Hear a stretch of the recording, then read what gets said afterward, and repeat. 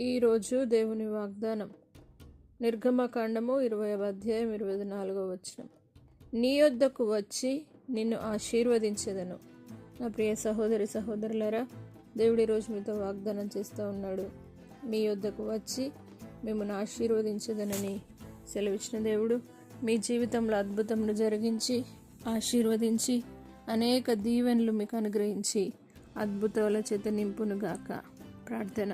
పరిశుద్ధుడా, నమ్మదగిన దేవా, నీ వాగ్దానాలు గొప్పవి నాయన. నీ యొద్దకు వచ్చి నిన్ను ఆశీర్వదించదనని వాగ్దానం చేసిన దేవా, ప్రతి ఒక్కరిని మీరు ఆశీర్వదించండి. వారి యొద్దకు మీరు వెళ్ళి వారి జీవితంలో అద్భుత కార్యాలు జరిగించండి.